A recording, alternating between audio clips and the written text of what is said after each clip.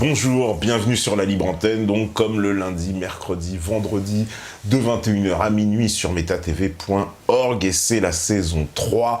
Ce soir avec nous, comme d'habitude, il y a Steph à la régie, il y a les modératrolls qui sont très peu nombreux ce soir, hein. Ça se voit, c'est pas Laura Marie, hein, ils sont pas tous au taquet, et puis, évidemment, il y aura tous les métanautes pour accueillir avec nous une soirée avec Jean Pernin. Bonsoir Jean, bienvenue à MetaTV. Merci de ton invitation. Donc, écoute Jean, nous on s'était rencontrés aux rencontres Top Secret déjà, donc ceux qui suivent MetaTV, les aficionados font faire le lien facilement avec ta venue ici ce soir pour bien sûr évoquer ton livre alors on va évidemment rentrer dans le fond du sujet. Je vais donc déjà le montrer à la caméra avec un titre qui déjà par une question, mais qui soulève déjà beaucoup d'interrogations, d'autres questions. Meurtre déguisé, concernant évidemment, vous l'avez reconnu, Daniel Balavoine, un temps que je dis souvent, les moins de 20 ans ne peuvent pas connaître, évidemment. Et les moins de 20 ans connaissent. Et maintenant, les moins de 20 ans connaissent, voilà. Parce c'est que pas son discours est très actuel. Hein. Et très actuel. Absolument. Et c'est quelqu'un qui va s'inscrire, on va dire, dans ces artistes transgénérationnels qui, même post-mortem, vont continuer à perpétuer une tradition auprès des gens. Il est passé un peu dans l'immortalité. Tous ces textes sont d'une grande actualité aujourd'hui. Enfin bon, ça n'est pas démodé, quoi. Hein. Alors Balavoine n'est pas démodé. Il est loin d'être démodé. De toute façon, ce soir, évidemment, vous en doutez qu'on va vous passer quelques extraits de Balavoine. Vous en doutez bien. Bien sûr. Ce sera, voilà, on me dit, il est tout beau, te parle. Oui, on s'est mis tout beau. On fait honneur, évidemment, en plus. Daniel Balavoine, moi, j'ai connu à titre personnel étant jeune. Je suis comme tout le monde. J'ai grandi avec les musiques de Daniel Balavoine qui passaient à la radio partout et qui, à leur écoute, évoquent tout un tas de souvenirs. J'imagine pour beaucoup de gens aussi. C'est une mort qui nous a beaucoup attristés. Je suis comme alors là, je donne mon point de vue du public, comme tout le monde, c'est-à-dire que un jour, on a appris, évidemment, ça a été relayé par toute la presse, que Daniel Balavoine était dans un hélicoptère avec Thierry Sabine, donc qui était l'organisateur du Paris-Dakar. Vous connaissez le fameux rallye Paris-Dakar. Et Balavoine qui participait en fait à ce rallye au titre de ses activités humanitaires. C'est ça. Donc, est décédé donc dans cet accident, à mettre évidemment avec des guillemets, mais je me place évidemment du point de vue de la version officielle de ce qui nous a été dit à l'époque. Donc on a bien parlé d'un accident, donc Balavoine au milieu du désert du Ténéré, quelque chose qui avait beaucoup ému, beaucoup surpris, parce que c'est évidemment ce genre de mort comme ça, très accidentelle, évidemment on s'y attend jamais, donc pour le coup il y avait une énorme émotion, je me rappelle, qui avait submergé tout le monde. Balavoine, même ses chansons étaient revenues numéro 1 au top 50 pendant des semaines et des semaines. C'était la Ziza, voilà, la Ziza, à l'époque de la Ziza. Et donc c'est quelque chose qui a toujours marqué. Et puis, il faut bien le dire, est arrivée l'époque d'Internet, l'époque du recul, et puis cette affaire Balavoine, finalement, n'était pas aussi claire qu'elle nous le paraissait à l'époque. Et on a commencé à voir émerger d'autres discours, peut-être des gens qui disaient mais on ne sait pas ce qui se passe, etc. Et à ce titre, ton histoire, elle, par contre, est plus que singulière, j'ai envie de dire. Alors là, très singulière. On est dans une affaire. On est dans l'irréel. Voilà, on vogue entre notre monde et l'au-delà, visiblement. Oui, absolument. Et donc, c'est pas commun. C'est pour ça que je parle vraiment de cette singularité qui est incroyable et qui fait que donc tu es là ce soir. Quelque chose qui est assez incroyable, je le dis d'entrée, puisque dans ton livre, un peu, tu le décris, tu dis que tu as presque été missionné, que tu vas te retrouver à faire quelque chose pour lequel tu n'étais pas ni destiné, voilà, mais qu'on t'a demandé de le faire, un peu comme une mission. Est-ce qu'on peut voir les choses comme ça? On peut voir les choses complètement comme ça. Bon, je voudrais faire simplement un petit coucou pour pas l'oublier à tous mes amis de Roanne, évidemment, qui regardent ce soir. Coucou, et puis à tous les amis, évidemment, qui sont dans ma démarche, qui m'accompagnent également et qui sont là, qui regardent également. Qui regardent. Ce soir. Donc, à bientôt. et à demain pour certains pour la conférence. Oui, alors donc, non, absolument. Moi, j'étais pas du tout... Bon, premièrement, pour moi, Balavoine, il était mort dans un accident d'hélicoptère. je ne me suis jamais posé la question autrement. Alors c'est vrai qu'il y a des gens qui, bon, parce que quand une personnalité surtout très aimée comme lui disparaît, bon, de plus il avait quand même provoqué le pouvoir, il avait provoqué Mitterrand, à 2 reprises, au moins à 2 reprises. Et donc on aurait pu penser, comme Coluche d'ailleurs, oui, comme Coluche, que bon, mort très étrange aussi. Oui, absolument, que ça pouvait pas être un accident, que ça aurait pu être autre chose. Personnellement, je ne me suis jamais posé la question, jamais. Donc déjà, ça cadre bien le problème. Hein, jamais je me suis posé la question de est-ce que c'est pas un accident, est-ce que c'est un accident? Jamais. Bon, alors maintenant on arrive à l'au-delà, en effet, qui réserve des surprises. Alors bon, il se trouve que mon fils Olivier est décédé en 95 et que j'étais pas forcément au clair d'ailleurs par rapport à ces histoires de vie après la mort à l'époque. Hein. J'en avais entendu parler, j'avais lu des livres sur le sujet. J'étais intrigué, comme tout le monde, la mort, ça nous interpelle, ça nous questionne, mais de là à imaginer une vie qui suit notre mort physique, une autre vie, donc une nouvelle vie, dans un monde invisible, hein, en tout cas, bon, j'étais pas très convaincu. Bon, toujours est-il qu'Olivier, mon fils, 21 ans, meurt brutalement le 8 juin 95. Et là, j'ai été directement confronté justement à cette hypothèse et à cette réalité de la vie après la mort. Parce qu'il s'est manifesté. Parce qu'il s'est manifesté de façon très concrète, avec les appareils électroniques, une chaîne Hi-Fi, le téléphone, des odeurs, des parfums, des lampes qui s'allument et qui s'éteignent sans raison, et son apparition. Il est apparu 2 semaines après sa mort. À sa camarade à Lyon, moi je l'ai vu dans des songes formidables. Donc à partir de là, on est obligé de se dire, la mort n'est peut-être pas ce qu'on imagine, c'est-à-dire le néant, la fin de tout. Moi j'ai compris à partir de là qu'Olivier était toujours vivant dans l'autre monde. Et ça s'est vraiment confirmé après. Alors il se trouve que j'avais contacté une médium. Oui. Parce que bon, perdre un enfant, enfin, c'est difficile de toute façon. 21 ans, pleines études, enfin bon, quelqu'un qui était bien dans la vie, qui n'avait pas de problème particulier, et qui d'un seul coup disparaît de façon très étrange quand même. Hein. Une espèce de suicide qui n'en est pas un, mais un truc bizarre, très très bizarre. J'avais contacté donc une médium. Elle m'avait dit, mais vous savez, quand on part dans l'au-delà, il faut attendre à peu près 1 an, parce que c'est une nouvelle naissance, en fait. Quand on passe de l'autre côté, c'est une renaissance à l'envers, pour aller vers la vraie vie. Nous, on croit que la vraie vie, c'est la nôtre. Moi, j'ai compris, depuis que je reçois les messages d'Olivier, que la vraie vie, c'est l'autre. La vie de l'esprit. Dans le monde de l'esprit, dans le monde divin, enfin, appelons-le comme on voudra. Donc j'ai attendu 1 an et au moment où j'ai voulu avoir un message d'Olivier, parce que bon, avec mon épouse on s'interrogeait par rapport à cette mort qui était complètement inattendue, cette médium m'a dit je suis désolé, je ne peux pas, on me dit qu'on ne peut pas communiquer avec votre fils. Alors là j'ai pris une espèce de douche froide parce que bon, je ne comprenais pas pourquoi. Et en définitive, c'est moi qui, 1 semaine après, avec une méthode complètement bizarre, étrange, un pendule, le sien d'ailleurs, ai reçu les premiers messages. Le tout premier message que j'ai reçu, c'était le 4 septembre 1996, où là, avec mon épouse et ma fille, il nous a écrit « Je suis vivant ». Alors ça nous a complètement écroulés. Ça nous a tellement écroulés qu'il y avait, en plus des communications et des messages, des manifestations physiques. Fauteuil qui craquait, fenêtres, portes, enfin bref, il y avait des présences. Il y avait des présences. Alors bon, on va pas faire l'émission là-dessus, c'est pas le but. Non, mais c'est important quand même d'expliquer. Voilà, toujours est important d'expliquer. Mais donc, effectivement, donc j'ai commencé à recevoir des messages, et après, ces messages se sont amplifiés, je vais dire. Alors moi, je suis très prudent, je suis cartésien. Dans un premier temps, je me suis dit, est-ce que c'est pas toi qui te fabriques les réponses, hein, ton envie d'avoir des messages, voilà, ton envie d'avoir une espèce d'autosuggestion. Voilà, absolument. Est-ce que c'est pas toi qui, par hasard, bon, jusqu'au moment où j'ai posé des questions, on va dire, un peu provocatrices quand même, pour avoir des preuves. Et là, j'ai eu des preuves.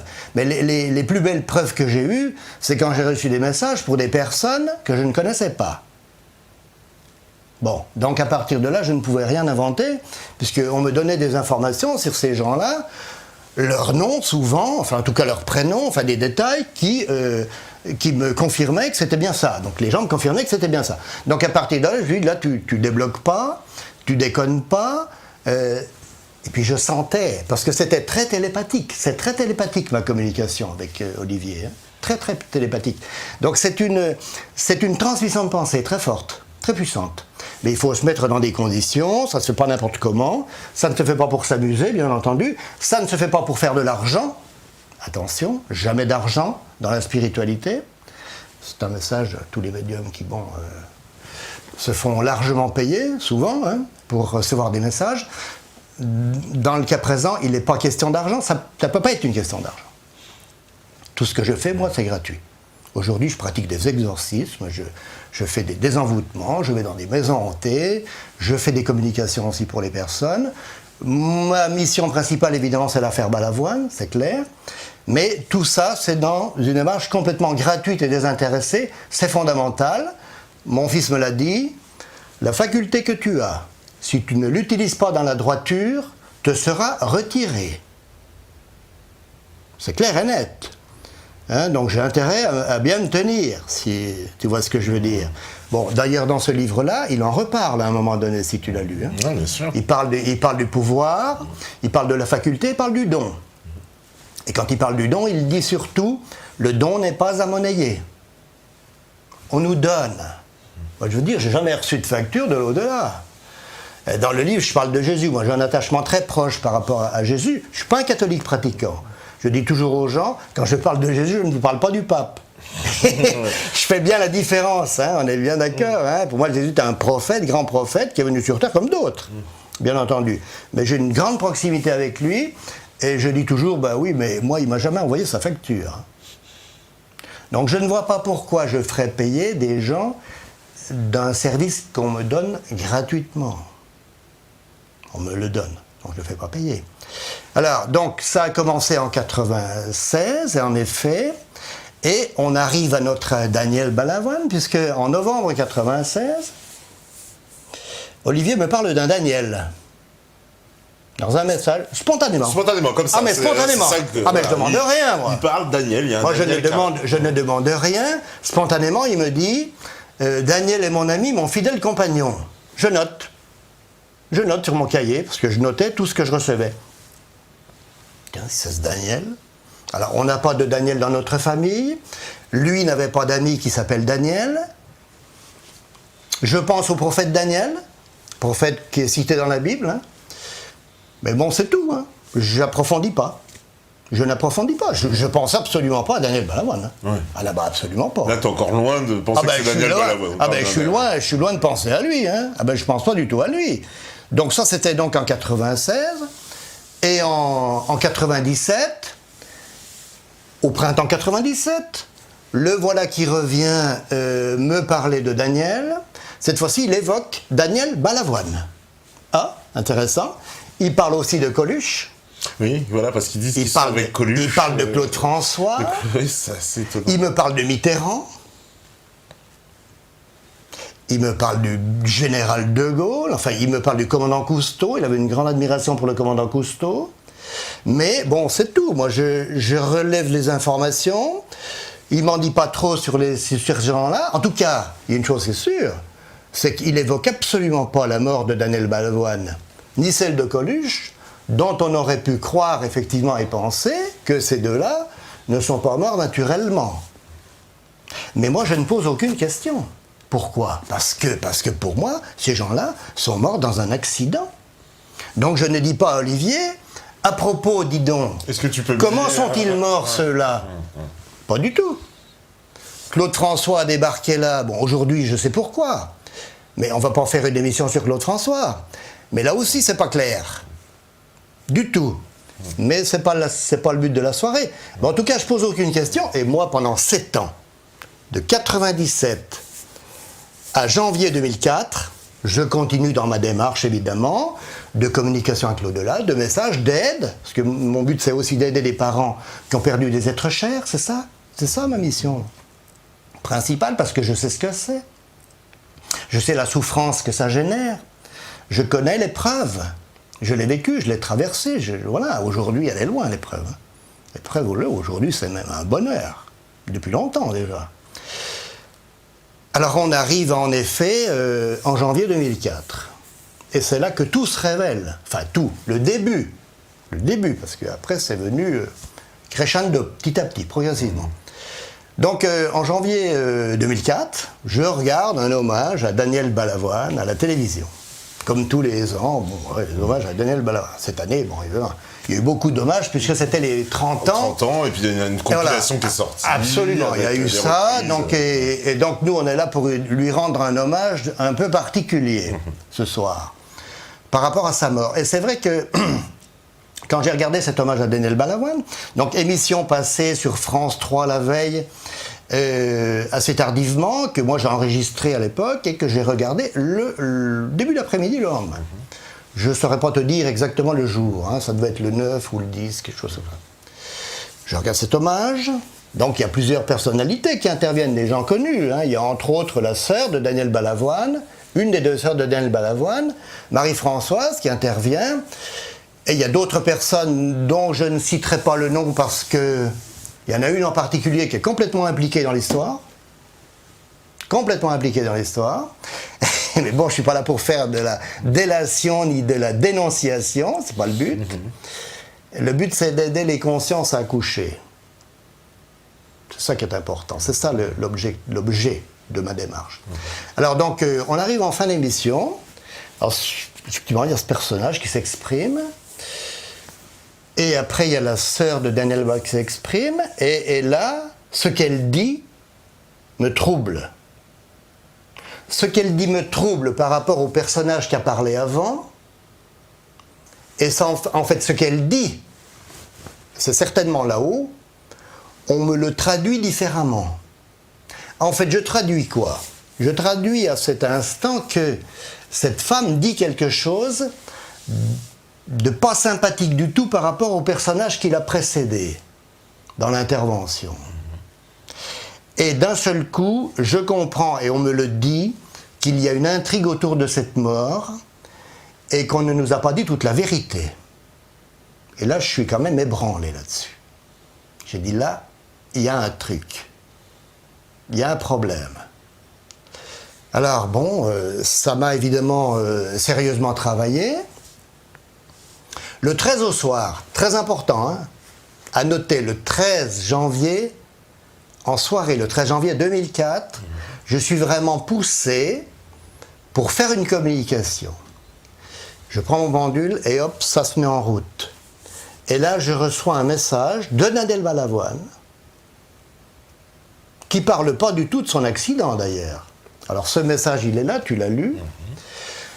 Mais je retrouve dans ce message la personne engagée qu'on a connue, qui nous dit d'ébranler les citadelles, politiciennes évidemment, qui gouvernent le monde, qui nous dit de ne pas nous laisser manipuler. Enfin, un message de combat, un message de lutte, un message engagé.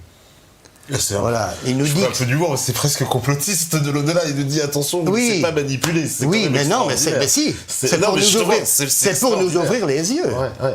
Parce que bon, il y a quand même plein de gens qui sont manipulés. Bien sûr. Dire le troupeau de moutons, il est quand même énorme. Hein. Il y a quelques brebis qui vont à droite, qui s'écartent, mais les autres, c'est tout droit. Voilà, hein. c'est pour ça. Je trouve ça. L'abattoir est là-bas, hein. Allez-y. Je trouve ça assez, voilà. Quand même, ça mérite d'être souligné qu'ils nous disent attention, vous ne laissez pas manipuler. Absolument. De vision, mais bien entendu. Donc ce message est quand même très fort. Il parle des prédateurs, hein. Il parle de l'argent, qui n'en ont jamais assez, que le pouvoir, bon, ce sont des assoiffés de pouvoir. Enfin, voilà, je résume le message. Le message est beaucoup plus important, évidemment. Hein. En tout cas, ce message m'ébranle, mais je retrouve dans ce message l'engagement de Daniel Balavoine. Je retrouve le combattant. Alors, que faire de ce message? Que faire de ce message? Alors, ce message, je le communique à Jean-Claude Carton. Très important à dire. À souligner parce que Jean-Claude Carton m'a invité dans 2 émissions en 2004 pour parler de mon expérience de vie, donc sur la vie après la mort, hein, avec l'au-delà, et en 2005 justement aussi pour en parler. avec des amis qui étaient là, donc Christine qui nous regarde ce soir. Et en 2004, en effet, je communique cette info à Jean-Claude Cartan, qui est de l'autre côté maintenant. Hein. Il est parti à... Tu l'as connu? Non. Très engagé, hein, Jean-Claude. Donc, il était sur la radio Ici et Maintenant. Oui, voilà. Oui. Donc, et il me dit, mais oui, on va en parler en mars 2004. On avait pris date justement pour parler de ça. Il me dit, parce que moi, j'ai côtoyé Daniel Balavoine, parce que j'ai fait un peu de chanson. Il était chanteur dans ses débuts. Et il a eu l'occasion de croiser Daniel souvent. D'accord. Donc, donc, du coup, c'était bien une bonne opportunité. En effet, à l'émission de mars, on en a parlé. Et ce message, j'ai voulu le communiquer à la famille Balavoine. Marie-Françoise Balavoine, je trouve ses coordonnées facilement. Et je téléphone. Et là, je tombe sur un monsieur, je lui ai écouté, vous allez peut-être me prendre pour un fou, mais en tout cas, voilà ce que j'ai à vous dire. Hein. Mon fils est décédé, je reçois des messages. Et là, j'ai reçu un message de Daniel Balavoine, contre toute attente. Hein, contre toute attente. Et il me dit, non, pas du tout, je vous prends pas du tout pour un fou. Il prend ça très au sérieux. Non, il prend ça, parce qu'il me dit, mais moi-même, j'ai une expérience par rapport à ça. Par rapport à un fils, enfin bon. Ah, je dis alors, il me dit, écoutez, envoyez ce message, hein, vous avez une adresse internet, voilà, vous avez des coordonnées, envoyez toutes vos coordonnées. Et si Marie-Françoise veut vous rappeler, elle vous rappellera, chose qu'elle n'a jamais faite, hein, jamais. Hein. Et à la fin de notre entretien, donc je lui dis, mais vous êtes qui par rapport à... il me dit, je suis Monsieur Maestre, son mari. Ah, je suis enchanté, monsieur. Je lui dis, il faut que j'en vous pose une question. Et j'ai le sentiment qu'il y a une intrigue autour de cette mort et qu'on ne nous a pas dit toute la vérité. Alors, je lui pose la question comme ça, hein, textuellement. Qu'en pensez-vous? Et là, silence. Le silence. Il m'a pas dit non, vous débloquez, c'est pas vrai. Et c'est un accident, rien. Silence, comme je le dis, hein, approbateur. Silence approbateur. J'en sais rien. En tout cas, c'était quand même assez étonnant. Bref, donc, et puis après, évidemment, j'ai reçu d'autres messages, on a continué. J'ai reçu des messages. Alors, le message qui m'a vraiment sidéré, c'est le message de février, un message de février, je crois, où là, il me dit, Olivier, que l'accident ne s'est pas produit le 14, mais le 13. Voilà. Alors ça, c'est une information capitale de... Alors ça... ça change tout, en fait. Oui, ça change tout, parce qu'il dit là, il a fallu effacer toutes les traces. Je dis là, il y a quand même un gros problème. Alors je sais que l'au-delà, par moment, ils ont quand même des difficultés avec la notion du temps. C'est vrai que le temps de l'autre côté n'existe plus vraiment.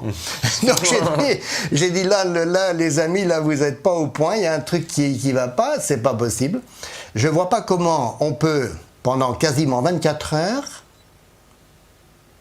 je veux dire, sortir de la vue de tous les participants du Dakar, 5 personnes.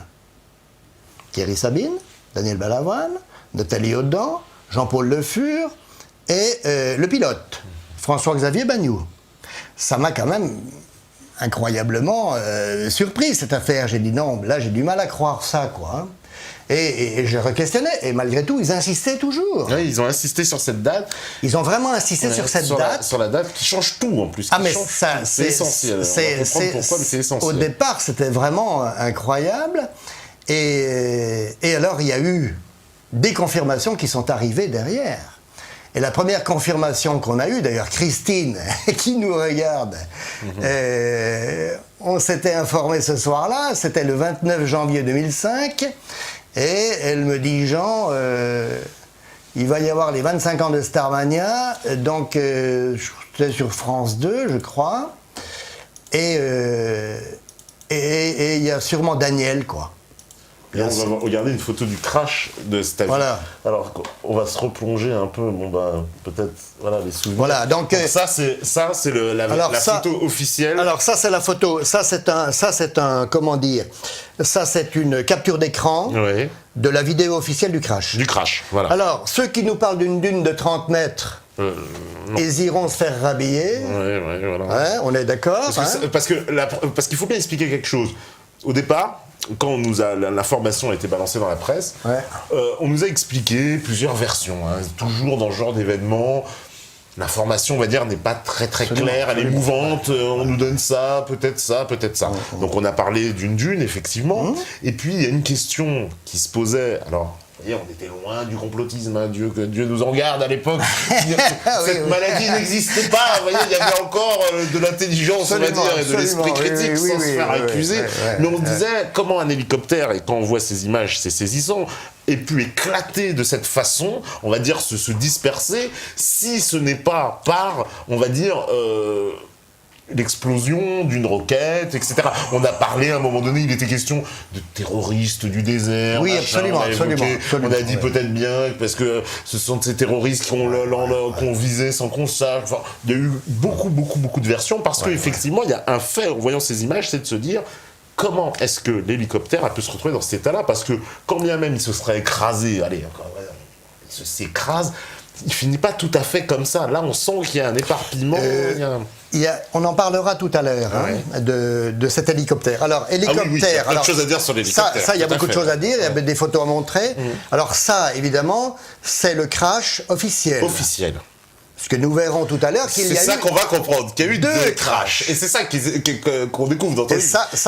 Qu'il y a une mise en scène, en fait. Ah, il y a une vraie mise en scène. Il y a une mise en scène. Il y a une vraie mise en scène. Et il y a des éléments que tu apportes pour démontrer qu'il y a eu une mise en scène. En tout cas, la version officielle, la version officielle, de toute façon, elle ne tient pas debout. On nous dit qu'il y a eu un crash. Dune de 30 mètres, c'est faux. Voilà. Des concurrents du Dakar que j'ai eu au téléphone m'ont dit non, il n'y a pas de dune de... On écoutera, on pourra même entendre tout à l'heure le témoignage, on peut le dire tout de suite, de Jackie Giraud, coéquipier de Charles Belvez, premier témoin du crash, les deux, ils étaient dans la même voiture. Alors, le seul problème pour ces gens-là, c'est qu'ils n'ont pas le même témoignage. C'est quand même ennuyeux. Dire, on est dans la même bagnole, on voit pas la même chose. Et on voit pas la même chose. D'accord. Bon, mais on pourra y revenir tout à l'heure. Bien sûr. En tout cas, qu'est-ce que nous dit monsieur Jackie Giraud, qui a témoigné donc... en janvier 2015, dans l'émission de Jean-Luc Roy, il nous dit on est sur un désert assez plat. Il le dit, lui. Il est témoin du crash. Il dit on est sur un désert assez plat, pas de vent de sable. Non, mais c'est là que, je veux dire, c'est irréaliste, c'est invraisemblable. On nous a bassinés avec cette dune de 30 mètres, cette tempête de sable, il y a encore pas longtemps d'ailleurs dans les hommages. On a encore entendu des gens campignon sur rue. On a parlé de tempête de sable. Et puis des gens campignon sur rue, des journalistes. Enfin bon. Oui, enfin voilà, on n'en dira pas davantage. Qui nous ont encore ramené cette tempête de sable et cette dune de 30 mètres qui n'existe pas. Tous les pilotes, il y a eu des témoignages, il y a des experts qui sont sur le sujet en ce moment. Au niveau de l'expertise des épaves, Gérard Joigny le dit, la nuit, le vent de sable tombe. Il n'y a pas de vent de sable la nuit. Là-bas. Bon, des pilotes, des gens qui ont volé là-bas disent la même chose. Quand bien même il y aurait eu une tempête de sable, le pilote François-Xavier Bagnoud, pilote IFR... Très expérimenté. Très expérimenté. Pilote par tous les temps. Un pilote IFR décolle et pilote par tous les temps. C'est un pilote qui vient de prendre contact avec moi qui me l'a dit. Récemment, ça. Donc, il n'y avait pas de problème. De toute façon, il n'y avait pas de tempête de sable. Les premiers témoins du crash le disent. Donc, on ne va pas être plus royaliste que le roi. N'allons pas chercher midi à 14h. On nous a menti. La version officielle est un mensonge. C'est clair et net. Et ce qui est dramatique, c'est que des gens la soutiennent toujours, cette version officielle. Alors, ils auraient plutôt intérêt à ne plus la soutenir et à revenir quand même à autre chose de plus raisonnable et de plus sensé. Parce que des contradictions dans des témoignages, et tout à l'heure on verra encore des énormités, évidemment, quand on regardera les hélicoptères, dire à un moment donné, ça ne tient plus la route, quoi. On ne peut plus tenir sur une version officielle comme ça. C'est plus possible. C'est absolument pas possible. Alors, pour revenir à notre histoire du 13 janvier 86, on a effectivement ce soir du 29 janvier 2005, à l'occasion de l'émission Les 25 ans de Starmania, une confirmation, un royal. Royal. Alors, je ne sais pas si tu peux la passer maintenant. Non, on va la passer après. Ou si on la passe à la pause. Ouais. Donc, émission animée par Daniela Lombroso, j'en parle dans le livre. Et à un moment donné, donc la commentatrice parle de Daniel, de son action humanitaire sur le Dakar, et dit, alors, un truc incroyable, parce que là, je ne sais pas où ils vont chercher leurs infos. Elle dit exactement ça, c'est là, dans la nuit du 13 janvier 1986, qu'il est victime d'un accident d'hélicoptère. Oui, c'est ce qui est dit dans l'émission. C'est dit dans l'émission. Alors, qu'est-ce que j'ai fait? J'ai contacté l'émission en question. Alors, Daniela Lombroso, je ne l'ai jamais eu. J'ai eu sa secrétaire qui m'a dit, écoutez, envoyez-moi les éléments. Mais j'ai dit, mais vous avez dû une énormité, là. Où êtes-vous allé chercher cette info? J'imagine que ce n'est pas les messages de l'au-delà qui étaient déjà sur Internet, hein, à l'époque. Hein. Je ne pense pas qu'il soit allé se renseigner là-dessus. Hein. Ça m'étonnerait. Hein. La version officielle, c'est le 14. Le 14. Et là, elle nous sort, alors déjà, la nuit. La nuit du 13. Et c'est la nuit. Et c'est le 13. On a une première confirmation. Deuxième confirmation du 13. C'est quelqu'un aussi qui a été là-bas, Patrick Chêne, journaliste de télévision. Ouais. Qui nous montre le carnet de route, carnet de bord, le voilà. Donc. Voilà, alors voilà le carnet de route, alors ça il nous le montre ça dans un journal, je crois, du 20 janvier, journal télévisé, donc il montre ça avec Patrick Fortic. Alors il nous montre un carnet de route retrouvé dans les débris, flambant neuf, hein. Oui, il n'y a pas une... rien. Il n'y a rien. Ah, il n'y a rien. Il est neuf. On croirait qu'il vient du... Alors, qu'est-ce qu'il nous montre? C'est intéressant parce qu'il nous montre, et il le dit d'ailleurs, que le carnet de bord est rempli jusqu'au 12 janvier. Il le dit. Ainsi s'arrête, voilà, le 12 janvier, l'hélicoptère est à Niamey. Voilà, et le carnet de bord, effectivement, s'arrête. On voit Niamey, d'ailleurs, en bas. Là. Ouais, c'est écrit Niamey. C'est écrit Niamey. Niger, hein, Niamey, Niger. Donc, et le carnet de bord est rempli jusqu'au 12 janvier. Or, le crash a eu lieu officiellement le 14 au soir. Le 13 janvier, l'hélicoptère a volé. Des témoins que j'ai eus au téléphone de l'hôtel Gaoué me l'ont confirmé. Donc c'est impossible que ce soit pas consigné dans le carnet de bord. Eh ben non. C'est pas possible. Eh ben non. Je veux dire, un pilote aussi expérimenté et sérieux, méticuleux, comme François-Xavier Bagnoud, n'a pas laissé son carnet de route 2 jours sans être rempli. Le carnet d'autres, on le remplit, parce qu'il y a des problèmes d'assurance, etc., on le remplit au départ. C'est comme à l'armée. Bon, à l'armée, j'étais chauffeur. À l'armée, on remplissait le carnet de bord au moment où on partait. Et on le remplissait à la fin. On a 2 jours où le carnet n'existe pas, le carnet de route n'est pas rempli, ni le 13, ni le 14. Patrick Chêne nous donne une confirmation du 13 sans même s'en rendre compte. Ou alors, il y a des choses qui m'échappent. Alors, polémique aussi à ce moment-là, je veux dire, Patrick Fortic qui accuse... le père Bagnoud, donc Bruno Bagnoud, disait que c'était pas son fils qui pilotait. Il l'avait lu sur son carnet personnel, c'est-à-dire le fils, Bagnoud, le pilote, a un carnet de bord personnel. Hein, avec lequel il consigne tout un tas de choses. Et alors là, ils l'ont quand même attaqué assez, à mon avis, fortement, en mettant ça sur le compte de la douleur. J'en parle dans le livre. Je veux dire, c'est un peu ignoble, quoi, hein, de dire ce monsieur dit que c'était pas son fils qui pilotait. C'est certainement la douleur qui lui fait dire ça. D'accord. Ben non. Je veux dire, Sabine, on sait qu'il pilotait. Bon, et Sabine, il avait une personnalité, bon, il ne devait pas être Sabine, toujours chef, facile, le chef. Il l'appelait Dieu ou Jésus d'ailleurs, hein, sur le rallye là-bas. Donc, à mon avis, à un moment donné, il a dû lui dire, allez, tu t'écartes, tu dégages. Je vais piloter. Moi qui pilote. Enfin, c'est lui qui a piloté, en fait. C'est lui qui a piloté le 13. Alors, bon, là, on a ça. Et alors, on a surtout... Alors, je reviens à Jean-Claude Carton, dans l'émission de décembre 2005, c'est pas l'émission de 2004, on a refait une émission spéciale Daniel Balavoine en 2005, début décembre, le 3 décembre, de mémoire. Et là, on a plusieurs personnes qui téléphonent. Et là, on a quelqu'un qui est très important qui nous appelle. C'est un diplomate. C'est un diplomate. Il s'appelle Marc Pécou.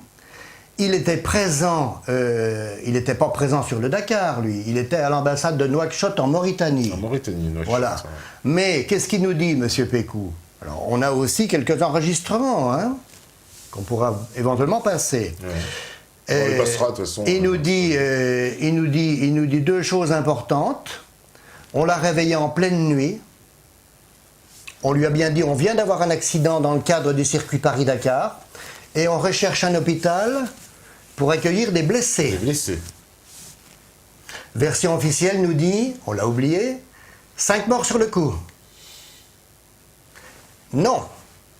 Monsieur Pécou, on le réveille en pleine nuit et on lui demande s'il connaît un hôpital pour accueillir des blessés de cet accident qui venait de se produire en pleine nuit. Pas à 7 heures du soir, comme le dit la version officielle. Alors ça déjà, la première chose. Donc lui il dit, bon, c'est plutôt les services de Dakar qui étaient le mieux équipés. Je ne comprends pas pourquoi ils m'ont contacté. Enfin bref, il a été dérangé en pleine nuit. Et il nous dit encore une autre chose. Il nous dit, ça s'est pas du tout passé le 14. Il nous dit, ça s'est passé dans une nuit de week-end. Alors là, c'est encore autre chose. Donc une nuit de week-end, il nous dit, ça a pu se passer que le samedi ou le dimanche. Alors là, je pense qu'il y a une confusion dans l'esprit de M. Pécou. Donc là, j'ai fait des recherches que j'ai rencontrées à Paris, qu'on a rencontrées à Paris, hein, Marc Pécou, qui est malheureusement aussi, lui, parti maintenant dans l'autre monde. Et en fait, c'était bien le lundi. Le lundi, c'était le Nouvel An berbère en Mauritanie. Le Nouvel An berbère, il y a une forte population berbère en Mauritanie. Le Nouvel An berbère étant considéré, je voyais les gens partir à la plage, etc. Bon, voilà. Donc étant considéré comme un jour certainement de repos, de férié comme chez nous, quoi. Donc en fait, lui dément formellement la soirée du 14, et il dit ça c'est sûr, c'est pas le 14, c'est pas le mardi soir. Deuxièmement, on m'a téléphoné pour me demander si je pouvais accueillir, si je connaissais un hôpital pour accueillir des blessés. Et Jean-Claude Carton lui dit, c'est le mot blessé qui est employé? Ah oui, il a dit oui, on m'a pas dit qu'ils étaient morts. Et Jean-Claude Carton lui dit, mais ça change tout, monsieur. Comment ça change tout? La version officielle, on nous a dit qu'ils étaient tous morts sur le coup. Sur le coup, oui. Puis quand on voit l'état de l'hélicoptère qu'on nous présente, on n'ose pas imaginer autre chose. C'est mal, c'est mal. Donc voilà qui remet sérieusement en question la version officielle, hein. Alors, c'est vrai que cette date du 13, d'un seul coup, elle prend forme. Hein. Ouais. Hein, elle devient crédible. Hein, on peut dire qu'elle devient crédible. Elle devient crédible surtout qu'après, tu vas découvrir tout ce qui s'est passé autour de cette journée-là. Absolument. Particulièrement. Absolument. Après, en effet, on peut avancer encore. Alors là, tu peux afficher l'hôtel Gaoué. L'hôtel Gaoué. Ça, c'est l'hôtel. Voilà, ça, c'est l'hôtel. Voilà, c'est l'hôtel Gaoué. Alors voilà, ça c'est l'hôtel Gaoué à Niamey. D'ailleurs à l'époque on voit les voitures, c'est les voitures d'époque. Hein. Donc, alors, qu'est-ce qui s'est passé à l'hôtel Gaoué? Alors, de ce qu'on en sait, de façon officielle, et de ce qu'on en sait par l'au-delà, qui nous donne des informations par rapport à ce qui s'est passé dans la nuit. Alors, l'hôtel Gaoué. Donc l'hôtel Gaoué, journée de repos. C'est Gérard Mérigot qui le dit, directeur des sports d'Antenne 2 à l'époque. Le soir, on est une bonne quinzaine à l'hôtel. C'est-à-dire le soir, bon voilà, c'est un repas, c'est un moment sympathique. Un moment sympathique. Et Daniel était là, évidemment, des journalistes, des anciens de l'épreuve, enfin voilà ce que nous dit Gérard Mérigot. Et alors là, c'est vrai que moi, j'ai reçu un message sur cette soirée du 13, et surtout ce qui s'est passé après. Ce qui s'est passé après. Donc, vers 22h, un message me dit, vers 22h, cet équipé s'en va, hein, tout le monde va rentrer, etc. Parce que le lendemain, c'est 4h le départ de la course. Hein. 4h. 4h du matin. Voilà. Alors, ce qu'il faut savoir, c'est que Thierry Sabine, et ça, je le sais d'un gars du Dakar, qui était interviewé par une amie, quelqu'un de connu sur le Dakar, qu'en fait, Thierry Sabine a fait le briefing l'après-midi à l'hôtel Gaoué. Bon. Voulant dire par là que le lendemain, il n'était pas au départ. Curieux, ça. Hein? Alors, certains disent qu'il est au départ, d'autres disent qu'il n'y était pas. D'ailleurs, il y en a un qui dit, tu l'as lu dans le livre, quand on part le matin, ils sont morts déjà. 14. Alors, donc repas, ok, 22h, tout le monde s'en va. Alors, 22h, tout le monde s'en va. En effet, 22h, tout le monde s'en va. On a confirmation que ça s'est bien terminé à 22h, par des témoins. Donc, c'est intéressant, parce que moi, les messages de l'au-delà, je les aime bien, mais j'aime bien quand j'ai des confirmations. Je suis cartésien, les pieds sur terre. Alors là, on a bien confirmation, effectivement, par des témoins, qu'à 22h, tout le monde s'en va. Thierry Sabine était venu avec son hélicoptère. J'ai eu M. Jean-Marie da Silva au téléphone, un employé de l'hôtel, qui m'a dit oui, il est venu avec son petit hélicoptère qu'il a posé sur le parking. On se demandait même comment il allait poser son hélicoptère sur le parking de l'hôtel. Et il m'a dit, ils sont repartis un peu tard. Un peu tard. Alors, je lui dis combien ils étaient dedans. Il m'a dit, je ne sais pas. Quand ils sont arrivés, ils étaient 2 ou 3, voilà ce qu'il m'a dit. Quand ils sont repartis, il m'a dit, je ne sais pas combien ils étaient. Mais ils sont repartis un peu tard. Un peu tard après le repas. Après le repas à 22h. Alors, intéressant parce que on a encore une confirmation, je le dis là. Daniel Balavoine devait dormir dans une chambre de l'hôtel Gaoué. Avec quelqu'un d'autre. Et ce quelqu'un nous dit quoi? Il nous dit qu'il est venu à 22h prendre son sac et il a dit je dors pas là. Je dors pas là. Il est parti. Voilà. Et il est parti. Et le lendemain, ce monsieur apprenait au bar de l'hôtel en prenant son petit déjeuner qu'il était mort dans la nuit. Alors, c'est des gens qui, au niveau des témoignages, voilà, c'est pas évident de témoigner, il veut pas s'exposer. Il y a des gens qui ont peur, il faut quand même le savoir. Il faut quand même savoir que les assassins, on va le dire, les assassins et complices d'assassins sont toujours de ce monde. Toujours de ce monde, libre. Donc voilà, bon, moi, ils peuvent me faire tout ce qu'ils veulent, ça je m'en fous complètement. De toute façon, ils m'ont rien fait jusqu'à présent. S'ils veulent me dégommer à la sortie du studio, ça me poserait aucun problème parce que moi j'irais de l'autre côté puis je les emmerderais encore d'ailleurs. Donc ils n'ont pas intérêt à le faire, voilà, il vaut mieux qu'ils ménagent leur âme et au contraire qu'ils avouent leur faute, ça sera bien mieux et plus intéressant pour eux. Mais non, je voudrais pas que ça te pose des problèmes. Non, parce que nous on aura des problèmes. Ça. Je voudrais pas que ça te pose des problèmes à toi par contre. Non, on va rester là. C'est une boutade, mais bon, je le dis toujours parce que moi, bon, j'ai pas peur de la mort, donc ça m'est égal. Et donc, alors là, on va entrer dans ce qu'on appelle un peu la fiction, parce que là, on n'est plus dans des, dans des vérités ou dans des preuves concrètes. On est dans ce que les messages de l'au-delà nous disent. Alors, passe à la photo suivante. Donc ça. Les biais, voilà, les biais, voilà. Alors là, c'est la vue de Niamey. Vue de Niamey, satellite. Alors, voilà, tu peux l'agrandir. Oui. Hop. Voilà. Voilà, donc ça, alors on voit très bien la traversée de Niamey, et on voit très bien ce qu'on appelle les biais. C'est-à-dire le Niger forme des canaux parallèles navigables. D'accord. Qu'on appelle des biais. Alors, quand je téléphone à l'hôtel Gaoué, très intéressant, je tombe sur une dame, très sympathique. Je lui dis, est-ce que vous vous souvenez de cette soirée au cours de laquelle Thierry Sabine est venu avec son hélicoptère Oui, mais je m'en souviens très bien de cette soirée, qu'il est venu, etc. Elle me dit, c'est pas à la suite de ça que Thierry est décédé au biais. C'est pas à la suite de ça que Thierry est décédé au biais, voilà ce qu'elle me dit.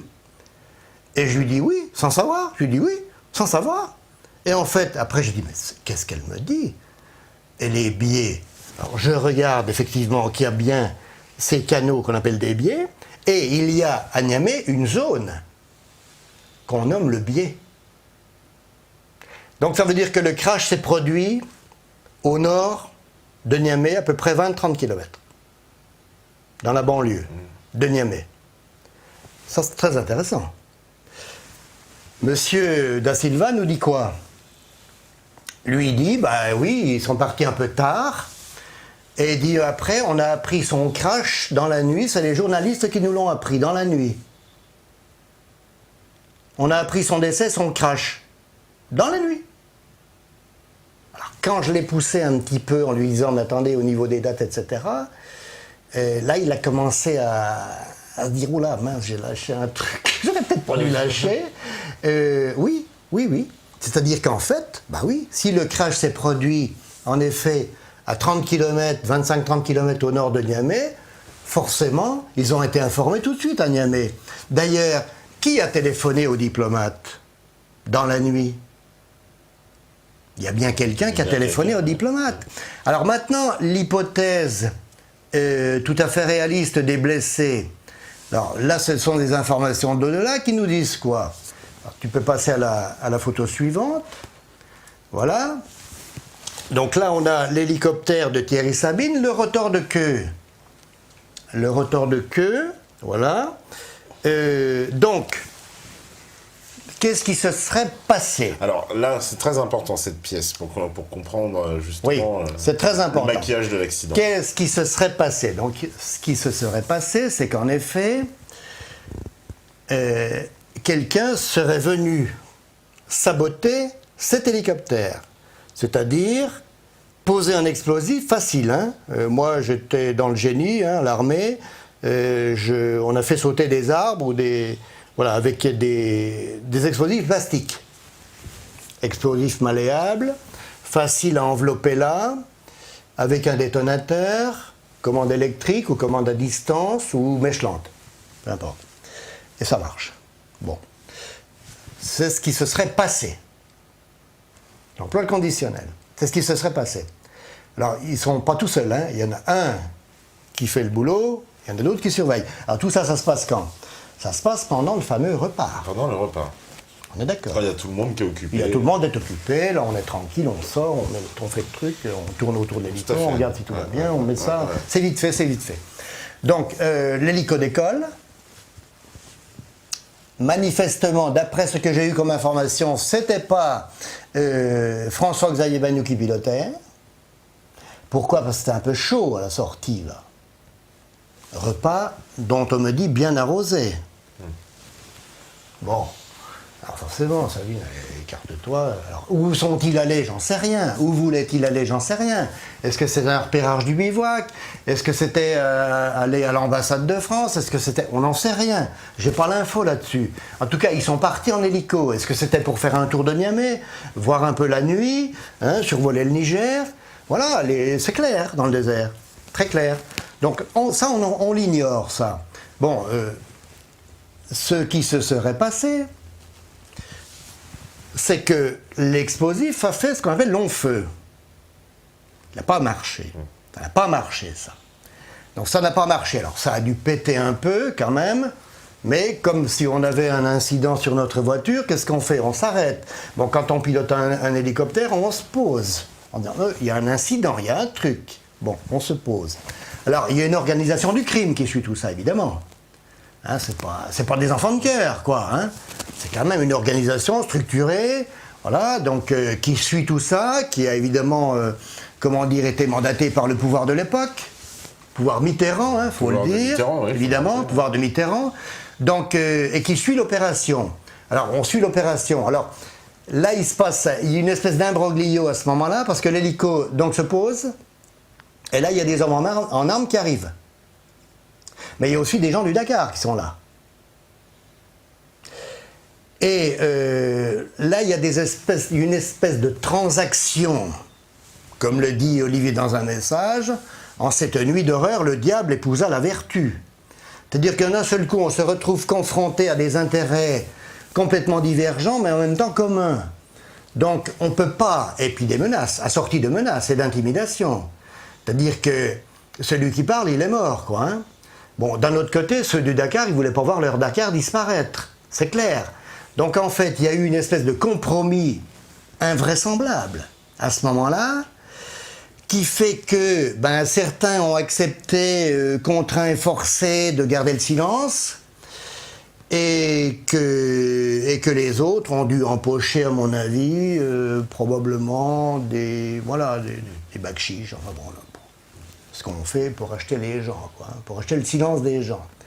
En tout cas, cet hélico s'étant posé, or on avait prévu de l'abattre, le mobile, on y viendra tout à l'heure, on lui donne l'ordre de redécoller. Et là, on tire.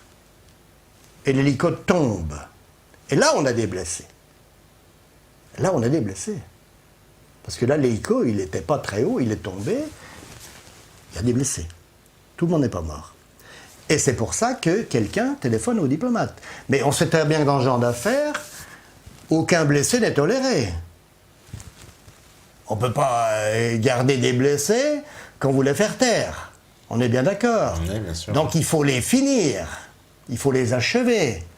Bon, voilà. Alors, qui est allé téléphoner au diplomate? On n'en sait rien. Lui-même n'en sait rien. Il dit une voix jeune, un peu comme un médecin. On vient d'avoir un accident. Enfin bon, voilà. Mais lui, il ne sait pas. Il ne sait pas qui a appelé. Qui a appelé. Alors après, bon, certains disaient... Alors Bernard Giroux, par exemple, qui était aussi sur le Dakar à l'époque, coéquipier de l'Arctique, je crois, on disait qu'il parlait beaucoup, Bernard Giroux. Alors, moi, j'ai eu l'occasion de parler avec son père. Je lui ai dit, est-ce que vous avez entendu votre fils parler d'autre chose? Il m'a dit non, jamais, même quand ils étaient réunis avec des amis journalistes, non, j'ai jamais entendu parler de ça. Bon, toujours est-il qu'un an et demi plus tard, peut-être que c'est une coïncidence, on n'en sait rien, mais en tout cas, un an et demi plus tard, Bernard Giroux se tuait avec Didier Pironi et une troisième personne d'ailleurs, donc dans ce fameux accident d'offshore. Bon, alors est-ce que... Bon. On peut encore émettre des hypothèses à partir de là. Peu importe, en tout cas, il s'est passé quelque chose qui n'aurait jamais dû se passer. Alors ce qu'il faut quand même savoir, c'est qu'effectivement cet hélicoptère ayant été mitraillé, c'est plus un accident. Plus un accident. Plus de tempête, il n'y a plus de... il n'y a pas rien. De thune, il n'y a pas de machin. Là, on parle d'un assassinat. Il n'y a plus rien, là. Il y a aussi une carcasse criblée de balles. Alors, attention. Carcasse criblée de balles vue